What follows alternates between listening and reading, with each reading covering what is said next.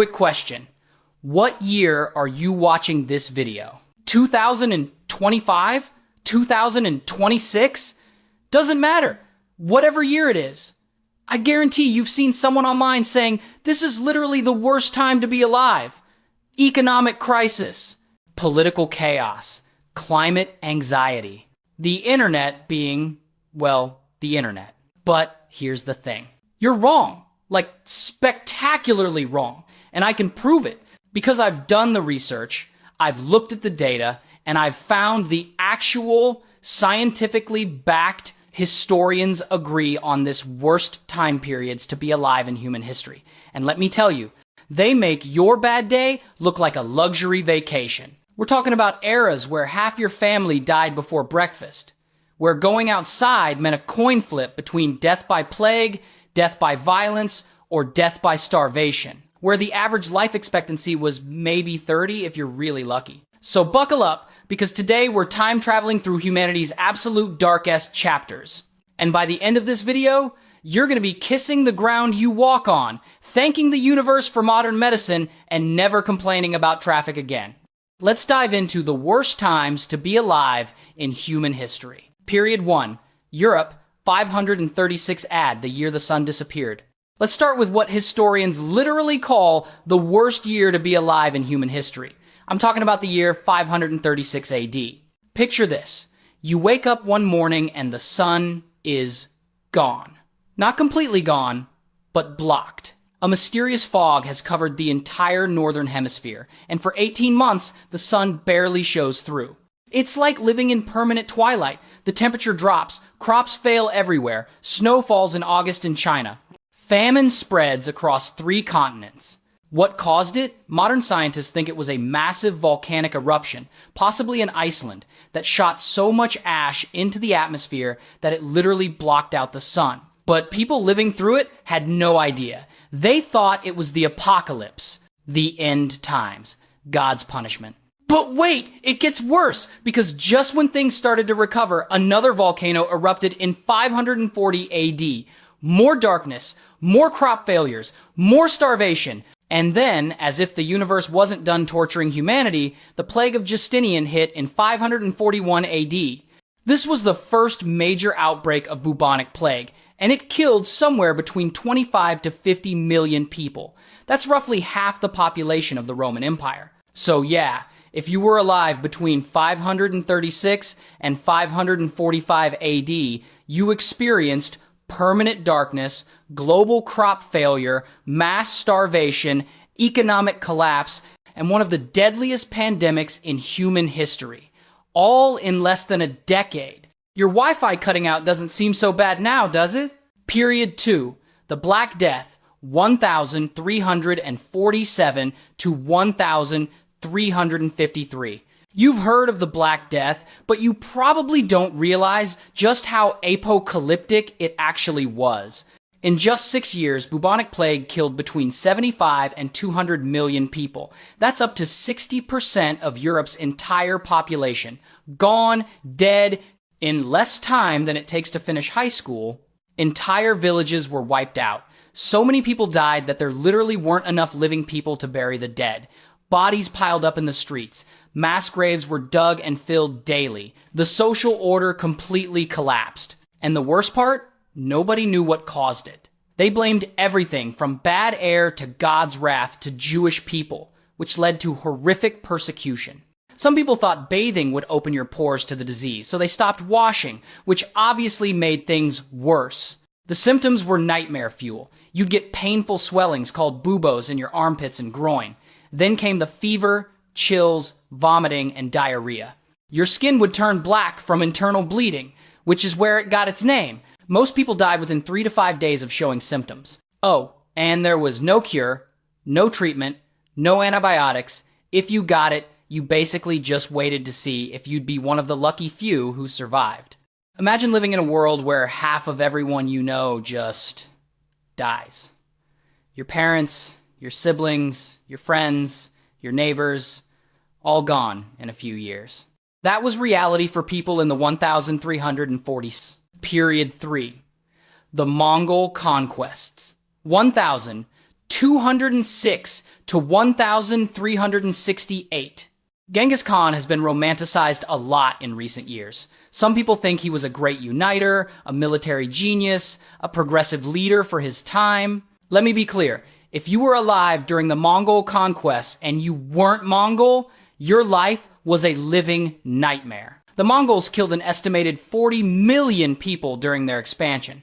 That was roughly 11% of the entire world's population at the time. To put that in perspective, that's like if 850 million people died today in less than 2 centuries. Their tactics were brutal. When a city refused to surrender, they'd lay siege to it, starve everyone inside, then massacre the entire population when they finally broke through. Men, women, children, elderly, didn't matter. They'd pile up skulls as monuments, they'd redirect rivers to destroy farmland, they'd use biological warfare by catapulting diseased corpses over city walls.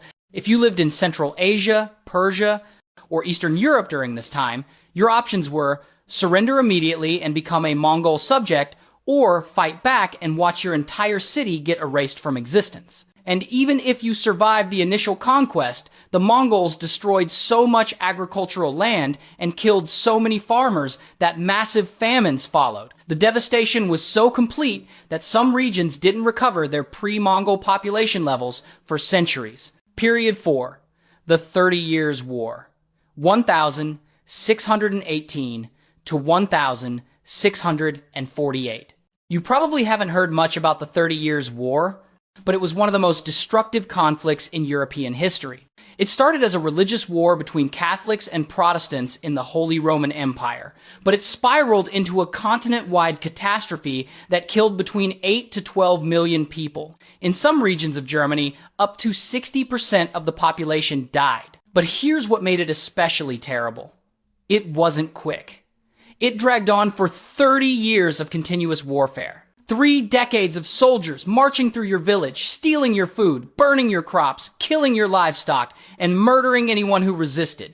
Armies didn't have supply lines back then, so they lived off the land, which is a nice way of saying they stole everything from civilians. Starvation became the primary killer. Then came disease, spread by massive troop movements. Then came violence, as desperate people turned on each other for scraps of food. Mercenary armies were the worst. These guys weren't fighting for a cause, they were fighting for pay and plunder.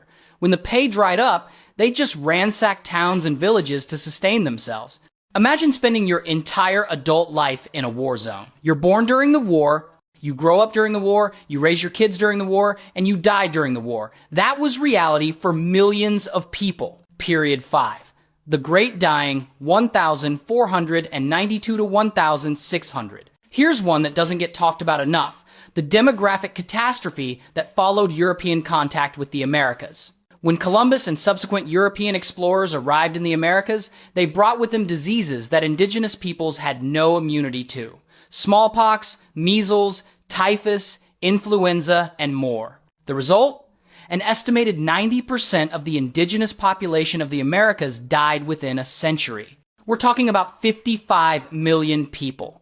This was the single largest loss of human life in history relative to global population. Entire civilizations collapsed. The Inca Empire, the Aztec Empire, countless smaller societies, all devastated by waves of disease that spread faster than the Europeans themselves. Villages would be wiped out before they even knew Europeans existed. And unlike other entries on this list, this wasn't a natural disaster or an equal opportunity catastrophe.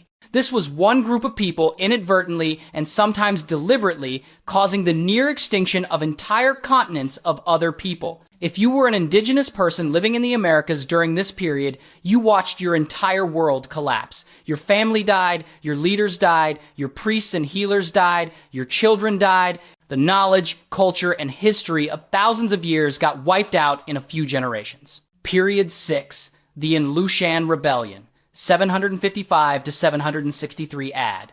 China's An-Lushan Rebellion doesn't get much attention in Western history, but it was one of the deadliest conflicts in human history. This rebellion against the Tang dynasty lasted 8 years and killed an estimated 36 million people.